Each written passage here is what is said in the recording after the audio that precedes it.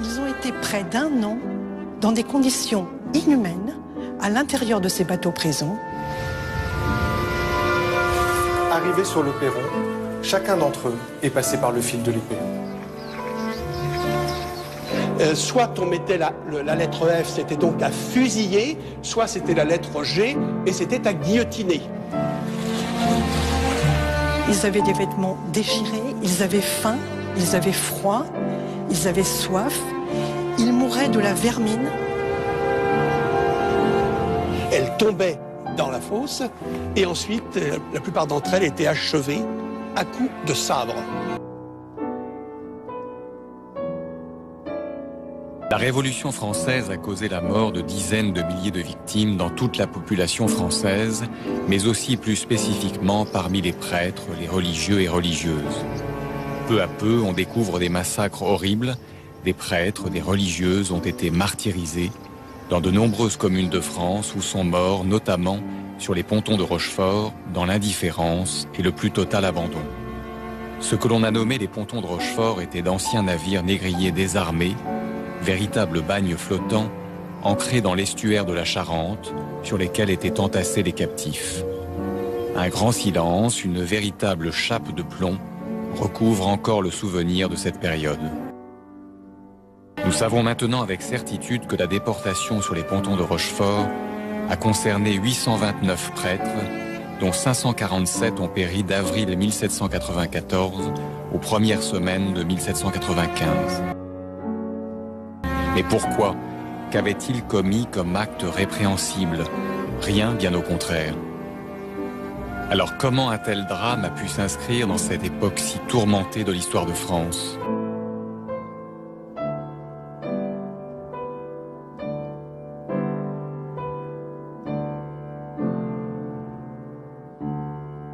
Où la monarchie et la société française s'organisent selon 3 ordres principaux qui structurent la société. Le premier ordre est celui du clergé, qui représente environ 150 000 personnes. Le deuxième est celui de la noblesse. Et le troisième, la quasi-totalité de la population, le tiers-état.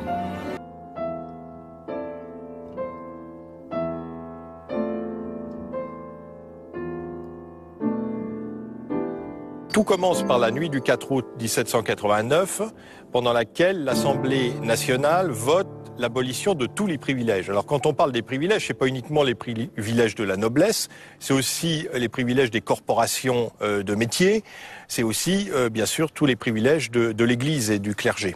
Selon les droits de l'homme, tous les hommes sont libres et égaux, donc tous les hommes, prêtres ou laïcs, sont placés sur le même pied d'égalité. Une des causes principales de la Révolution française, c'est une crise budgétaire. L'Ancien Régime était incapable de faire rentrer suffisamment d'impôts pour faire fonctionner l'État. Le premier souci des députés, ça va être de trouver de l'argent. Et pour trouver de l'argent, ils vont nationaliser les immenses biens du clergé, donc c'est-à-dire tous ces terres, tous ces bâtiments, comme ici à Saint-Denis, qui appartenaient donc au premier ordre de l'État. Et ce bâtiment classique a été construit au XVIIIe siècle. Et ça nous montre bien la puissance financière que certaines grandes abbayes pouvaient avoir sous l'Ancien Régime. Puisque la basilique de Saint-Denis existe depuis bien sûr le Moyen-Âge, c'est la nécropole des rois de France. Mais à côté de cette cathédrale, il y avait bien sûr une abbaye, il y avait une communauté monastique qui avait de grands territoires, de grands terrains, de grands fiefs dans toute la région, et ce qui lui permettait d'avoir cette assise financière. Ce clergé n'est pas une classe sociale homogène. Il y a le haut clergé composé des évêques, des archevêques, des abbés, des grandes abbayes, qui sont eux très riches, certains vivant à la cour, bénéficiant de hauts revenus. Et puis il y a l'ensemble du bas clergé, composé des prêtres, des vicaires, qui vivent humblement, répartis sur tout le territoire et au cœur des campagnes françaises. Les hôpitaux, les hospices, les orphelinats sont dirigés par l'Église, et l'Église, par son devoir de charité, a le contrôle de ce que l'on nommerait aujourd'hui l'assistance publique. Il y a aussi tout le domaine de l'éducation, puisque l'ensemble du système éducatif, depuis les petites écoles paroissiales, puisque dans chaque paroisse, pratiquement, il y a un maître d'école qui apprend à lire et à écrire aux enfants. Finalement, sous l'Ancien Régime, l'analphabétisme était en régression constante. Et vers la fin du XVIIIe siècle, on a une vaste frange de la population qui est capable de lire, d'écrire, au moins de signer son nom. On le voit sur les registres paroissiaux. Le clergé, ordre majeur représentant sur terre du droit divin, entretient les relations avec Dieu et le roi. En janvier 1789, Louis XVI invite tous les curés du royaume à participer aux États généraux prévus pour le 1er mai de la même année. Parmi les députés aux États généraux, on va avoir un certain nombre de curés, de petits curés, qui vont tout de suite se mettre dans le camp du tiers-État et qui vont s'allier avec le tiers-État pour faire accélérer les réformes et créer une Assemblée nationale. À la crise structurelle et budgétaire s'ajoute une cause conjoncturelle. Les mauvaises récoltes ne permettent plus de subvenir aux besoins de la population.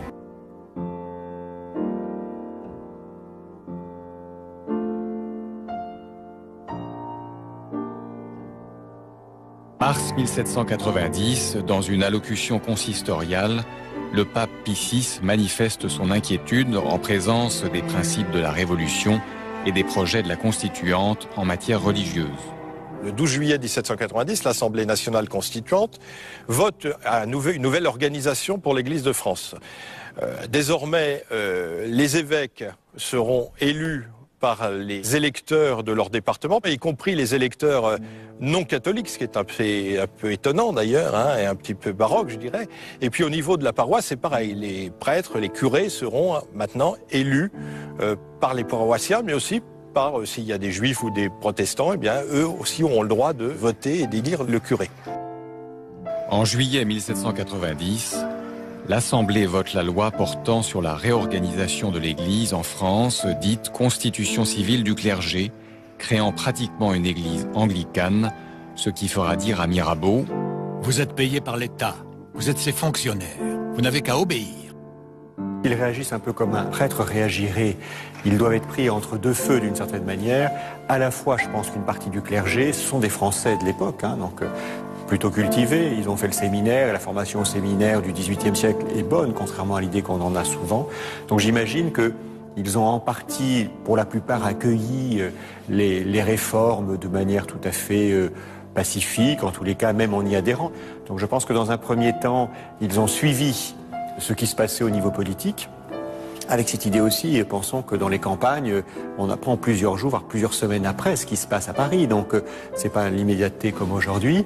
Et puis, tout d'un coup, ils ont une décision politique qui remet en cause la manière dont vit l'Église, surtout pas du point de vue de ses biens, ça on sait, les biens du clergé ont été saisis et finalement ils ont fait la plupart du temps contre mauvaise fortune bon cœur, mais là on parle de la constitution de l'Église, de son rapport avec Rome, de ce que c'est qu'être prêtre, de ce que c'est qu'être évêque, de qui les nomme et de qui les envoie. La France du XVIIIe siècle est régie par un concordat qui remonte à 1516, signé par François Ier et le pape Léon X, qui prévoit que les évêques sont choisis par le roi, mais ne reçoivent leur investiture spirituelle que du pape. Malgré le courant du gallicanisme qui souhaite que l'Église soit la plus indépendante possible de Rome, le Saint-Siège maintient sa pression pour rester très présent. Et là, on peut imaginer qu'un certain nombre de prêtres se retrouvent face à leur fidélité de citoyens, de Français, et puis face à leur fidélité du roi, parce que le roi a signé la constitution civile du clergé, et puis de l'autre côté la fidélité à Dieu, la fidélité à l'Église, ce rapport difficile avec Rome aussi, parce que il ne faut pas imaginer que le clergé à l'époque est ultramontain, comme on dira plus tard. Il y a souvent un gallicanisme rampant, donc les prêtres sont attachés à Rome, mais n'ont peut-être pas le même rapport de fidélité qu'un prêtre français aurait aujourd'hui. Quoi qu'il en soit, la constitution civile du clergé et les sommes de prendre position entre leur fidélité à la nation et au roi et leur fidélité à l'Église. Alors cette constitution civile du clergé de juillet 1790 donc, prévoit qu'ils auront à prêter un serment de fidélité à la loi, à la Constitution et au roi et à la nation. Donc les prêtres deviennent des agents du pouvoir public et on coupe tout lien avec Rome, avec le pape. En plus, il y avait eu 10 ans auparavant en Autriche et en Allemagne un phénomène semblable, puisque Joseph II, un des frères de Marie-Antoinette qui était empereur, avait lui aussi fait une réforme un peu similaire de son clergé et avait obtenu du pape le droit aussi d'avoir une mainmise renforcée sur son Église. Donc ce qui explique pourquoi, dans un premier temps, finalement, cette constitution civile du clergé va être acceptée, en tout cas par le roi, hein, qui aurait pu opposer son veto selon la Constitution, mais qui va ratifier cette constitution civile, qui va permettre qu'elle soit mise en œuvre, et par une partie non négligeable des prêtres, puisque à peu près la moitié des prêtres vont accepter de prêter serment à la Constitution et donc à entériner cette constitution civile du clergé. Peut-être que nous faisons trop souvent une relecture de ces événements avec le regard du 19e siècle. De fait, au 19e, une grande partie du clergé va adopter une attitude contre-révolutionnaire du fait des épreuves de la Révolution. Mais en 1791, 92, 89, c'est une évidence, le clergé n'est pas contre-révolutionnaire tel qu'on l'imagine. Il doit y avoir à peu près toutes les sensibilités, mais la plupart suivent le mouvement des réformes lancées par l'Assemblée nationale et acceptées par le roi. Août 1790, face aux très fortes pressions de l'Assemblée, les deux évêques ministres, Monseigneur de Pompignan et Monseigneur de Cissé, conseillent au roi de signer la loi pour épargner le pire au clergé français et de la soumettre au pape qui peut seul éviter le schisme en donnant des formes canoniques aux réformes nouvelles. Sans réponse du pape, Louis XVI promulgue la loi d'organisation de l'Église en France. Là, il y a une quasi-unanimité de l'épiscopat français de l'époque, il y a environ 140 évêques, pour refuser la constitution civile du clergé. Donc, comme tout prêtre, quand votre évêque prend un positionnement, mais qu'il n'est pas le seul, enfin, il faut imaginer si nous étions aujourd'hui la quasi-totalité de la conférence des évêques se prononçant d'une certaine manière, la plupart des prêtres ne peuvent que se poser la question de ce qu'ils doivent faire par rapport à l'obéissance due à leur pasteur légitime. Donc, il me semble que le fait que dans la quasi-totalité des cas, l'épiscopat ait refusé de prêter serment, ça n'a pu qu'induire pour beaucoup de prêtres le fait de rester fidèles à leur évêque et donc d'obéir à l'évêque.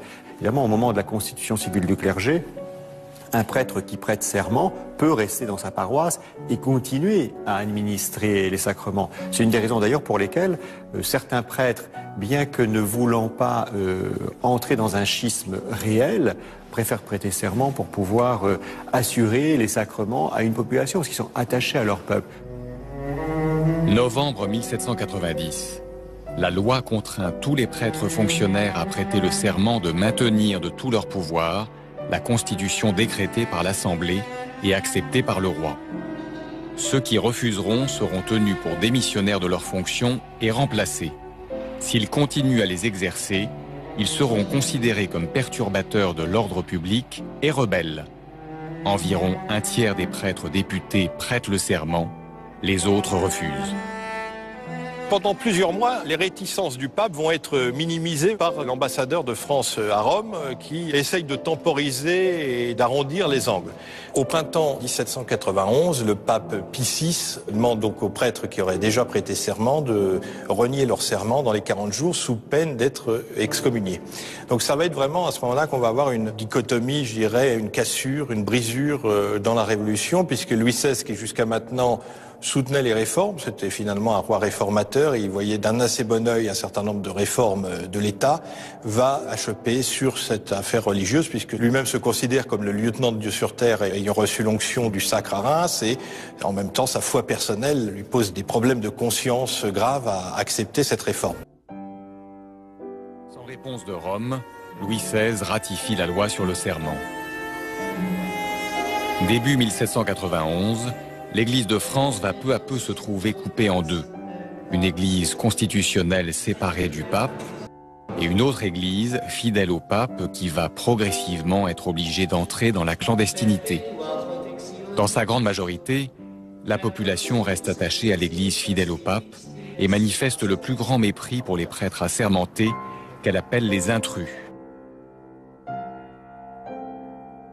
L'histoire de France et les décisions qui se succèdent s'écrivent à Paris. Mais qu'en est-il dans les provinces françaises?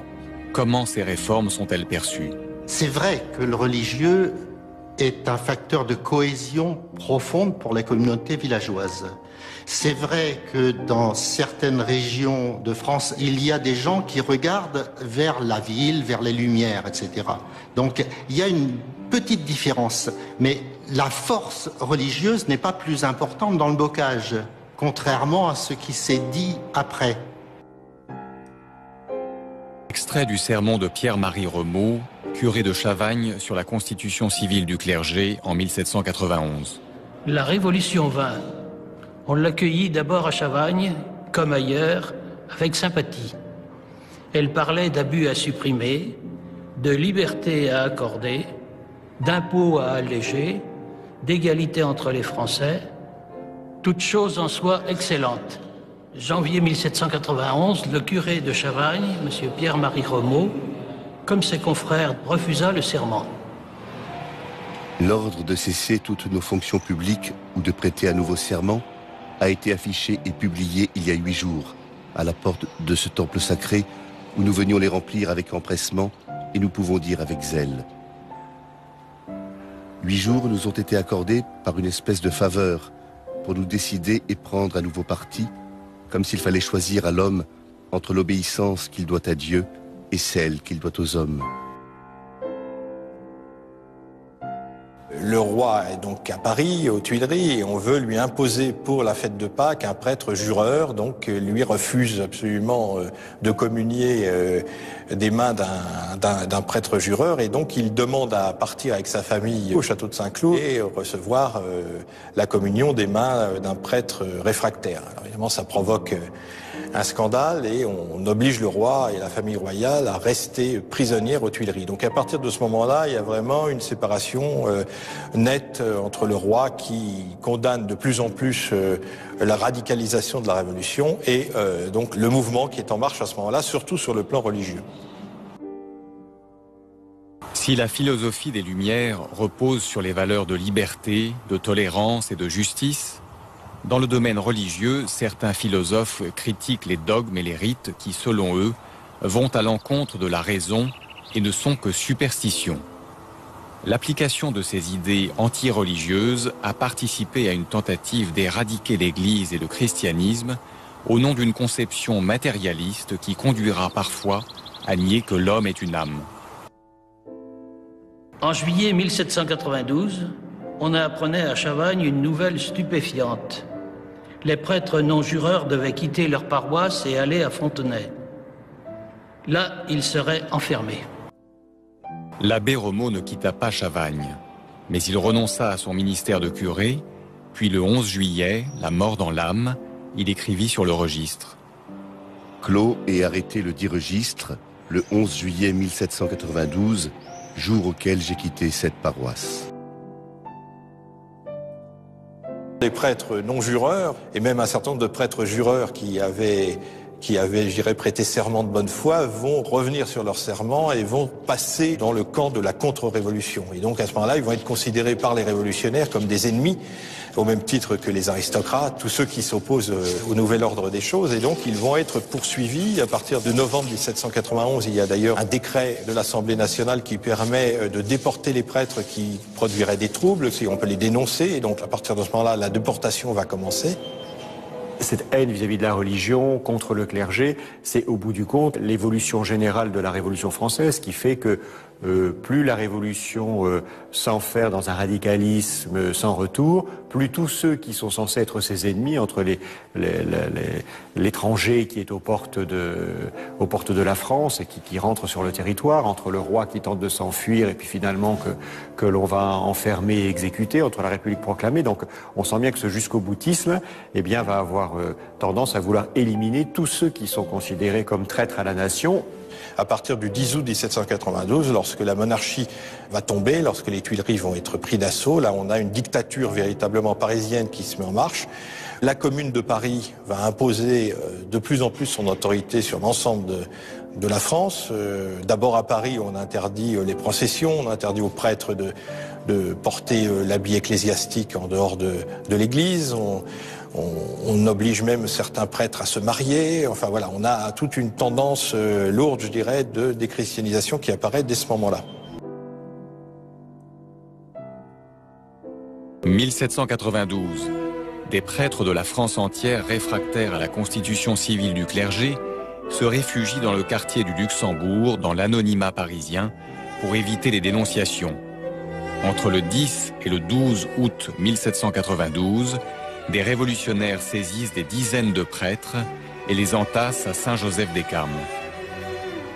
Et à un moment, évidemment, le clergé qui n'est pas assermenté, c'est le clergé qui est traître, parce que c'est celui qui est avec les aristocrates qui ont fui. Et donc, pour moi, c'est une logique implacable du côté du pouvoir politique qui, plus il se radicalise, plus il va vouloir exterminer ou mettre de côté tous les éléments qui, dans la nation, ne seraient pas de bons Français.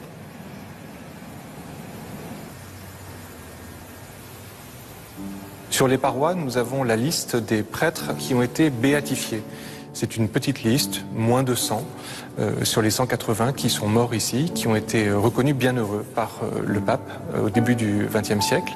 Ici, les prêtres qui ont été emprisonnés dans cette église ont été appelés à donner le témoignage de leur vie jusqu'au bout.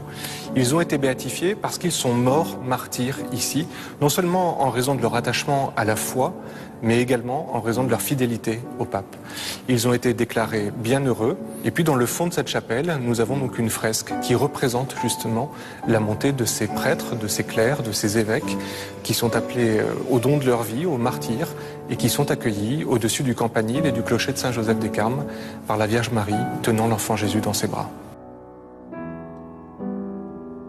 Parmi les 180 prêtres qui ont été parqués dans cette église Saint-Joseph-des-Carmes durant presque 20 jours, 2 prêtres ont réussi à en réchapper.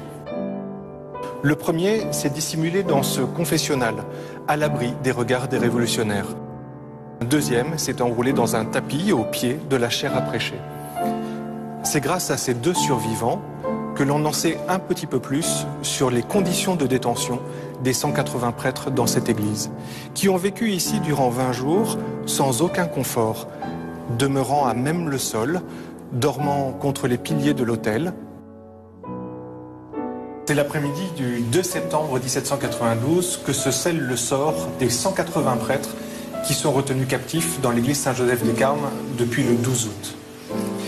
Pour l'occasion, on institue un tribunal dans une petite pièce qui précède ces escaliers.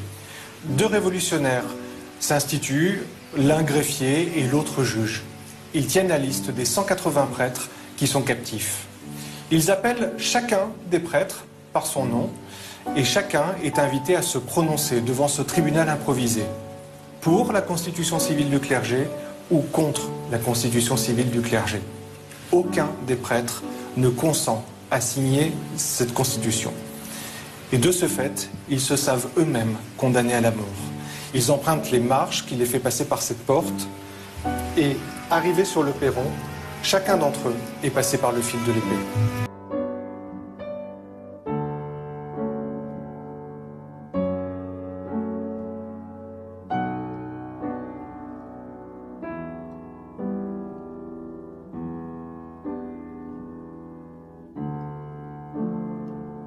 C'est ici finalement que les révolutionnaires se sont retrouvés juste après avoir commis le massacre dans le jardin. Ils sont montés dans cette salle pour venir festoyer, partager un repas. Et en montant dans cette salle, ils ont déposé contre ce mur les épées avec lesquelles ils avaient commis leur massacre. Il y avait tellement de sang que le mur a absorbé le sang de ceux qui sont maintenant considérés comme des martyrs.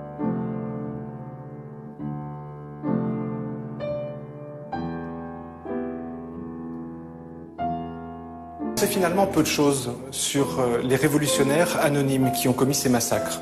On sait en revanche qu'ils ont été commandés par un trio qui est composé de Marat, d'Hébert et de Chaumette, avec vraisemblablement Danton qui agissait en sous-main.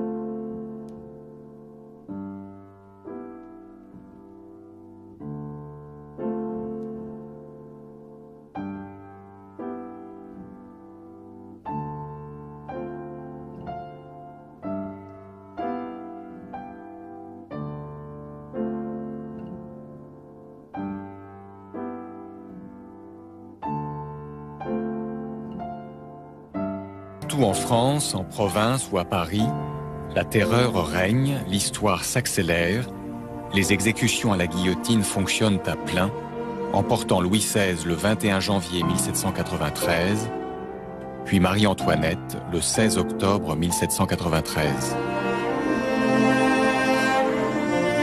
La chapelle expiatoire, monument commémoratif et lieu de recueillement, rappelle au travers de son décor que les victimes appartenaient à toutes les classes de la société.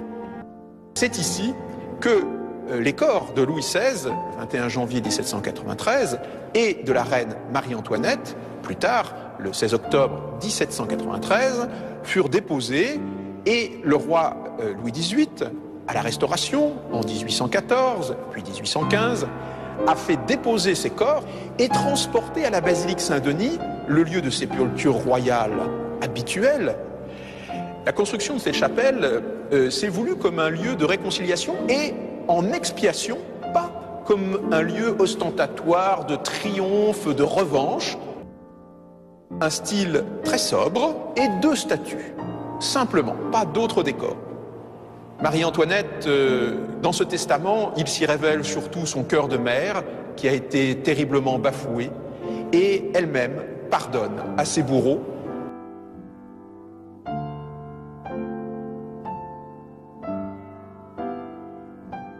Dans ce testament, Louis XVI commence par rappeler qu'il a été détenu au Temple plus de 4 mois. Ce testament est un testament politique, spirituel et personnel. Il recommande à son fils, d'une part, de n'avoir d'autre vision que le bien de la France et de ses sujets, quoi qu'il arrive. D'autre part, de ne pas penser à se venger du mal qu'on a pu lui faire, mais au contraire, de se soucier de remercier tous ceux qui ont eu des bons soins envers lui. Et ce testament termine tout simplement en disant qu'il ne se reproche aucun des crimes qui ont été avancés contre lui dans ce procès. Janvier 1793, missive du procureur général du Lot au procureur général du district de Figeac. Mettez tout en usage pour faire déporter ces prêtres, mais ne les dénoncez pas aux tribunaux, car vous savez que le public ne prend plus d'intérêt au sort de ceux qui souffrent loin de lui. Cette mesure n'est pas aussi active que la déportation. Elle produit le double inconvénient de traîner en longueur. À partir de mai 1793, donc c'est l'époque de la terreur, on va assister à une vague massive de déchristianisation, c'est-à-dire de persécution des prêtres et des religieux et des religieuses, mais également d'instauration de nouveaux cultes, de cultes de remplacement, puisque les églises sont fermées et contrairement finalement aux droits de l'homme qui donnait la liberté de conscience, eh bien on n'a plus le droit d'être chrétien. On va essayer de créer des cultes de substitution. En octobre 1793, on va procéder au saccage et à la profanation de toutes les tombes royales qui existaient ici. On va également changer les noms des villes qui rappellent l'Ancien Régime ou qui rappellent la religion chrétienne. Par exemple, Saint-Denis va devenir Franciade. Donc il y a vraiment une volonté d'éradication complète, de changement complet, de création finalement d'un homme nouveau. L'automne 1793 marque un nouvel épisode de déchristianisation violente. On se plaint que la loi sur les prêtres réfractaires soit mollement appliquée dans 28 départements et le procureur de l'Aveyron dit « Citoyens, lisez les lois. Voyez-y la tâche qui vous est imposée et les peines que vous encourez. Délivrez-nous le plus tôt possible de cette caste infecte. » Donc les fusillades commencent en janvier. Elles sont très importantes. La tradition orale et même les historiens considèrent qu'au moins 2500 personnes ont été massacrées en cet endroit. Ces personnes fusillées ici au cours des premiers mois de l'année 1794 étaient la plupart du temps des gens qui avaient été dénoncés. Et tous ces gens donc dénoncés avaient été accumulés dans les prisons d'Angers, mais aussi à Cholet, et une grande partie en tout cas des églises d'Angers étaient devenues des prisons. Personne n'avait été jugé, mais des jugements très particuliers. C'est-à-dire qu'on faisait des inventaires de la prison. Il y avait là 2 membres de la commission militaire qui se présentaient dans les cellules. C'était des interrogatoires extrêmement courts. Comment t'appelles-tu? D'où viens-tu? Qu'as-tu fait? Vas-tu à la messe du prêtre intrus? Ça, c'était le piège, c'est-à-dire du curé intrus, de celui qui avait prêté serment. Et on disait, eh bien, quand il y a un prêtre réfractaire, dans ma région qui passe, je vais à sa messe. Et là, évidemment, c'était la condamnation. Et c'était ce qu'on appelait la condamnation par G ou par F, que l'on voit encore dans les marges des registres de la commission militaire. Soit on mettait la lettre F, c'était donc à fusiller, soit c'était la lettre G, et c'était à guillotiner. Les personnes que l'on guillotine à Angers appartiennent plutôt à l'aristocratie, et les personnes que l'on fusille appartiennent plutôt au peuple.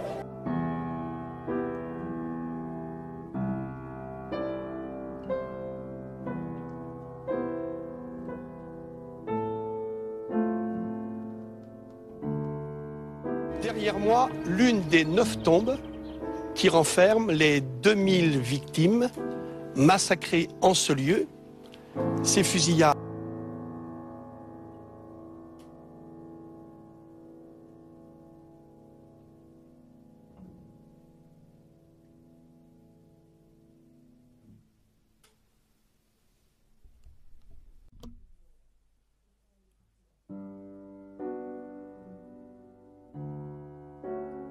Les personnes étaient amenées devant les fosses et celles-ci étaient fusillées.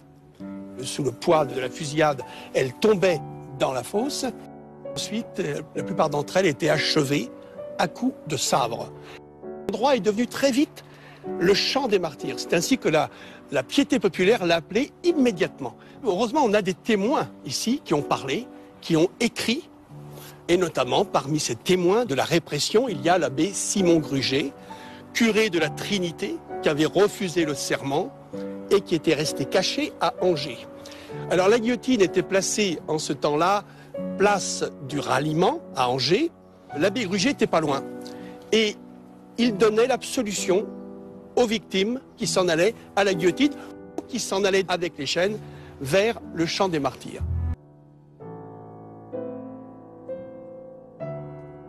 En 1793, 13 000 hommes et femmes se retrouvent confinés dans les prisons de Nantes parce qu'ils se sont opposés à la Convention, soulevés pour défendre leur foi ou qu'ils ont contesté la levée en masse des hommes pour partir à la guerre. Les prêtres enfermés sont ceux qui ont refusé de prêter serment à la constitution civile du clergé. Entre novembre 1793 et février 1794, des milliers d'hommes, de femmes, d'enfants, de personnes d'église, suspects aux yeux de la République, sont noyés dans la Loire, sur ordre de Jean-Baptiste Carrier, représentant en mission de la Convention. Cet homme instaure le mariage républicain, c'est-à-dire noyer par paire au hasard un homme attaché à une femme, tous deux nus. Les prisonniers sont embarqués sur des barques à fond plat qui sont coulées au milieu de la Loire, au niveau de Chantenay, dans ce que Carrier appelait la baignoire nationale, pour des déportations verticales. Quel torrent révolutionnaire que la Loire, rapporte-t-il à la Convention. Les noyades s'enchaînent à un rythme régulier jusqu'en février 1794. Tandis que le prêtre Noël Pinault, qui sera béatifié, monte à l'échafaud en février 1794 à Angers, au même moment, le comité de salut public arrête la décision suivante: que les ecclésiastiques sujets à la déportation seront conduits de brigade en brigade par la gendarmerie nationale vers les ports de Nantes, Bordeaux, Toulon, La Rochelle, Rochefort.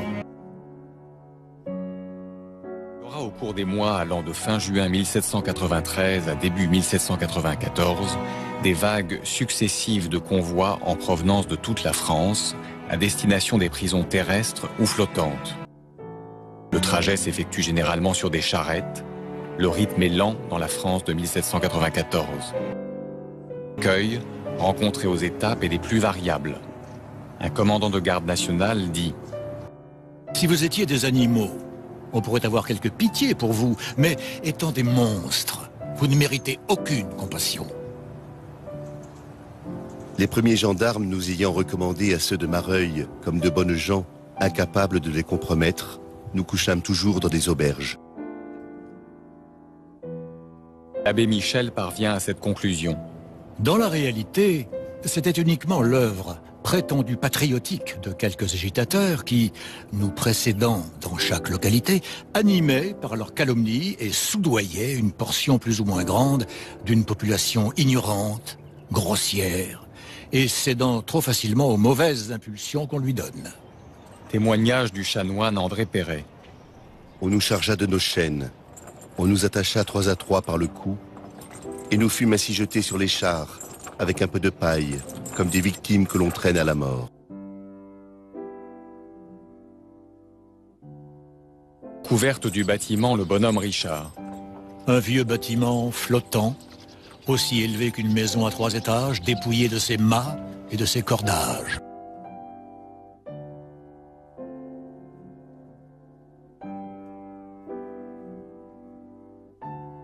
Mon aïeul, le bienheureux Charles Arnoux-Hanu, a fait partie de ces prêtres qui ont refusé la constitution civile du clergé, qui dès lors ont été déportés. Il a embarqué sur le Washington, qui était un navire, qui n'est jamais parti, qui est resté sur les pontons de Rochefort, où il est mort de mauvais traitements, de délaissement, d'absence de nourriture et de soins. Le projet était de les déporter dans des îles. Beaucoup n'iront pas jusque-là en raison du blocus qu'il y avait par les navires anglais. Et beaucoup vont rester sur des pontons et y mourir atrocement d'ailleurs, un peu abandonnés sans soins, abandonnés sans nourriture. L'abbé Rousseau d'Amiens. L'arrivée à bord, c'est la découverte de la cale. Un trou noir où l'on accède par une échelle, courant le risque de s'estropier sur un plancher couvert de cercles, de fer, de chaînes, de boulets et de pièces de bois. C'est le début d'un long chemin de douleur. Le capitaine Lally dit à un patron de barque qui lui amène d'autres détenus. J'en ai déjà 373. Je n'ai plus de place. Si tu me donnes les tiens, je ne peux que les foutre à l'eau. La réponse arrivera plus tard de Rochefort. Place ou pas, Lally doit les prendre. À bord des 2 bateaux, les 2 associés et le Washington, ils furent une quantité de prêtres à être entassés. Ils ont été près d'1 an dans des conditions inhumaines à l'intérieur de ces bateaux prisons. Ils étaient prêtres réfractaires, prêtres assermentés parfois, des religieux, des moines, tant il est vrai que les révolutionnaires voulaient en finir avec la religion chrétienne dans sa totalité. À bord, ils furent très maltraités. Ils étaient entassés dans l'entrepôt, dans un espace où normalement on vit à 150, ils étaient entassés à 500 sur les 2 associés. Il en mourait chaque jour une dizaine pendant l'été 1794, qui fut un été très chaud. Il faut imaginer un automne très pluvieux, un hiver extrêmement rigoureux. Ils avaient des vêtements déchirés, ils avaient faim, ils avaient froid, ils avaient soif. Ils mouraient de la vermine, d'étouffement, de maladie. Le plus dur pour eux a été de n'avoir ni l'autorisation de parler, ni l'autorisation de prier. On leur avait supprimé tous les objets de culte qu'ils avaient en rentrant et l'autorisation de faire un signe de croix. L'abbé Rousseau d'Amiens. Je ne suis pas encore entré que déjà je me trouve suffoqué. Des exhalaisons fétides et brûlantes m'arrêtent dès les premiers pas. Il fallait cependant se décider à entrer dans cette fournaise ardente. Nous étions si serrés et si pressés que nos bras portaient nécessairement sur le corps de nos voisins. On était comme dans un cercueil. Nous disposions d'une eau de cale corrompue et remplie de verre, presque noire comme de l'encre, qu'exhalait une odeur insupportable et laissait dans la bouche un goût de pourriture que rien ne pouvait détruire. L'histoire, un peu toutes les persécutions, même encore celles du XXe siècle, voire du XXIe, quand un homme se retrouve complètement dans ce dénuement, et notamment un prêtre qui a l'habitude de célébrer la messe tous les jours, et il me semble que ce qui lui reste, c'est sa force intérieure et sa prière. Cette prière silencieuse a pu trouver d'autant plus son sens qu'ils étaient dans un moment de, je dirais, de silence effroyable. Peut-être pour certains silence de Dieu, en tous les cas silence de leurs frères qui les avaient abandonnés à cette mort lente. Capitaine Lally entreprend de répandre fréquemment des vapeurs âcres en plongeant des boulets portés au rouge dans un tonnelet de goudron. On fut pulmonique, asthmatique, n'importe. Il fallait respirer cette fumée irritante. Dut-on cracher le sang? Dut-on rendre l'âme au milieu des efforts et des espèces de convulsions qu'elle occasionnait? Ces prêtres, on reproche d'avoir d'abord finalement accepté cette constitution civile, d'avoir travaillé malgré l'existence de la constitution, puis d'avoir rétracté cet engagement. Alors on les voit comme des renégats, comme des traîtres à l'État qui ont manqué à leur parole. C'est un comble, puisque en fait leur fidélité toujours a été de vouloir servir le peuple qu'ils étaient chargés d'enseigner, de sanctifier, de gouverner dans les conditions les meilleures. On était obligé de se traîner sur les corps des uns et des autres, sans pouvoir même marcher à quatre pattes. Il fallait errer longtemps sans pouvoir trouver sa place. Souvent l'on s'égarait jusqu'à ne plus savoir où l'on était. La nuit touchait à peine à son milieu que des flots d'ordures et d'immondices coulaient de toutes parts et nous inondaient, en même temps qu'ils répandaient partout la corruption et la mort. Aux citoyens, membres du comité révolutionnaire. Citoyens, depuis plus d'un mois et demi, des prêtres sujets à la déportation ont pris la route de Rochefort, où ils doivent être rendus. Plusieurs familles inquiètes sur leur compte vous prient de leur donner des renseignements que vous leur procurerez plus facilement que tout autre. Les prêtres, je suis avec fraternité, citoyens, votre compatriote, en grâce, Besson, d'avoir égard à leur position, dont l'aspect seul ferait frémir l'humanité. Ils sont à la cale, au nombre de 52, dont la plupart septuagénaires, ou d'une santé chancelante, couchés sur des pierres et presque les uns sur les autres, tant la cale est remplie d'effets qui ne peuvent que les resserrer. Il vous demande avec insolence de leur faire donner de la paille. De ce nombre était un de mes fils nommé Jean-Marie-Joseph Bernard. Je me plais à croire que vous voudrez bien vous prêter à ma demande et me faire dans les plus brefs délais un mot de réponse. Ce citoyen n'avait rien d'incivique contre lui. Il a prêté son serment et ne l'a pas rétracté, mais sans doute que par méprise ou par erreur, il a été condamné à la déportation par le département de la Meuse.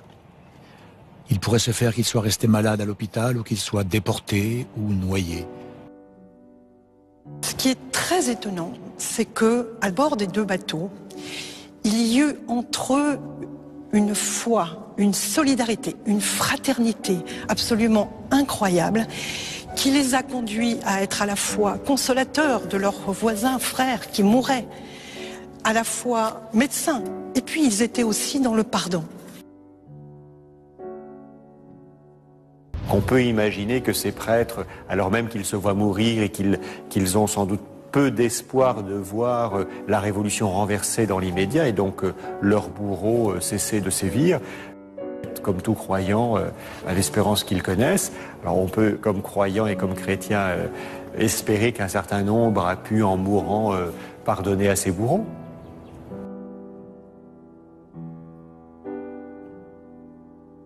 En 1795, lorsqu'on s'est aperçu que le capitaine Lally était un tueur de prêtres, il était appelé comme cela à Rochefort.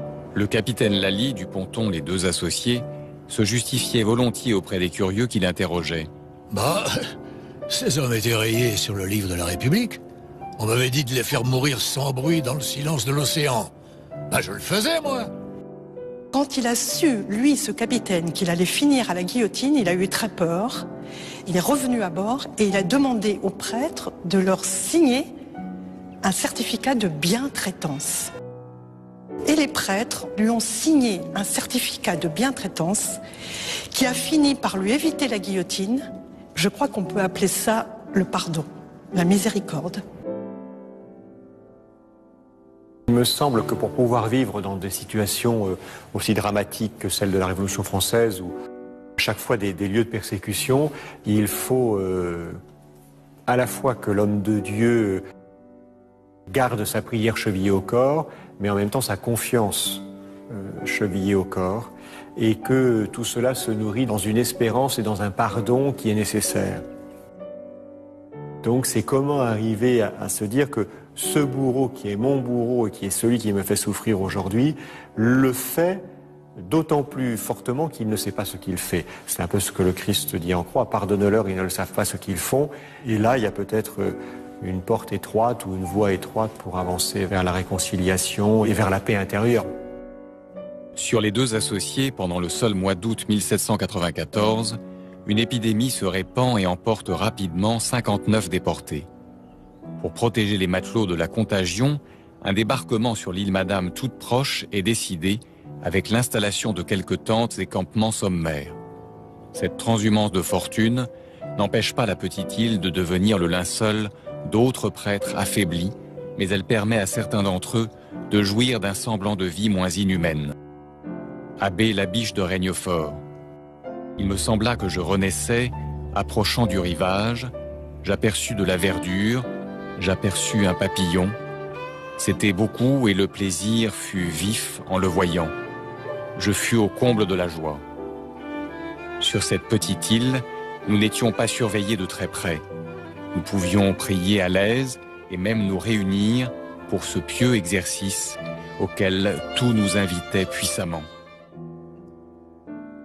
Il me semble en tous les cas que lorsqu'on descend des bateaux et lorsqu'on n'est pas mort, la première chose, ça doit être un soulagement, une sorte d'hébétude, et puis de silence qui vous envahit, parce que que dire aux gens qui vous accueillent, lesquels vous ont peut-être trahi, lesquels vous ont peut-être soutenu, mais que dire si ce n'est finalement vous enfermer et rentrer dans une vie de discrétion. Surtout que vous ne savez pas si finalement, quand on vous libère, si 3 mois plus tard, ça ne va pas recommencer, parce que c'est la peur de toute population qui sort d'une persécution. Tant que les choses ne sont pas définitivement dépassées, est-ce que ça ne recommencera pas? Si les prêtres de l'époque sont un peu comme ceux d'aujourd'hui, ou les croyants de l'époque comme ceux d'aujourd'hui, la seule chose qui vous reste, c'est la confiance profonde en Dieu, le fait que l'histoire est dans les mains de Dieu et que de toute façon, ressuscité est victorieux de notre histoire et de ses malheurs. Donc au cœur même de la tragédie humaine, il y a cette présence de Dieu et cette certitude pour le croyant que Dieu emportera la victoire finale. Louis-Marie Baudouin fait partie de ces prêtres ayant fui la France. Il rejoint Tolède en Espagne et réside chez les Maranes, communauté religieuse résistante d'inspiration juive convertie au catholicisme. On sait maintenant que depuis 1792, 1 millier de prêtres sont partis en Angleterre, environ 7000 en Espagne et 3000 dans les États pontificaux. À Tolède, ils fondent une société de prêtres. Ils sont 4 en tout, c'est vraiment peu de choses. On les imagine dans l'isolement quand même, privés de leurs ouailles. Ils fondent une société fondée sur le Verbe incarné. Ils décident de revenir. C'est dangereux. Donc ils débarquent dans la nuit du 14 au 15 août 1797 au Sable d'Olonne. Pour la clandestinité pour le prêtre, c'est à la fois très certainement entrer donc en dissidence avec son pays, avec son roi aussi dans un premier temps, avant que la Révolution n'aille beaucoup plus loin. Donc il y a à la fois le fait de quitter le pays, sa fidélité à son pays, et en même temps dans la clandestinité, il y a le fait d'être fidèle à son Dieu, mais je crois profondément fidèle à son peuple, parce que contrairement à l'idée qu'on en a souvent, le curé de paroisse de l'époque, d'ailleurs comme aujourd'hui, mais le curé de paroisse de l'époque, il est attaché à ses fidèles. Il est là depuis souvent longtemps, parce que le clergé d'Ancien Régime bouge moins que le clergé d'aujourd'hui. Donc le prêtre connaît ses ouailles, et rentrer dans la clandestinité, c'est aussi pour lui une manière de pouvoir répondre clandestinement aux besoins spirituels des fidèles. Baudouin est un précurseur. Le fait de venir s'établir clandestinement, c'est vraiment quelque chose d'exceptionnel. Et puis arrive le Concordat, donc 1801, et à ce moment-là, il sort de clandestinité. Les autres reviennent. Vous voyez, il a 3 ans d'avance sur les autres. D'un côté, le père Baudouin a touché le fond quelque part.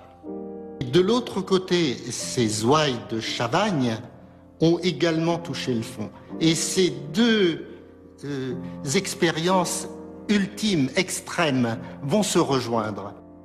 Quand il arrivera à Chavagne, en 1801, il découvrira une population exsangue. Il découvrira un village ravagé, un village divisé, parce qu'il y a aussi des partisans de la Révolution. Il y a des gens qui étaient des guides, des colonnes, et qui sont revenus vivre sur place. Malgré tout ça, peut-être grâce à tout ça, parce que c'est une table rase, il bâtira une cité nouvelle, en quelque sorte, mais là, autour des Écritures, autour de son idée du Verbe incarné. Et quand il crée une congrégation, son trait de génie, c'est d'appeler les fils du peuple à grossir les rangs de son séminaire. Dès 1802, il a 2 élèves. Et dès 1808, il en a 200. Tous les prêtres qui irrigueront la Vendée, mais aussi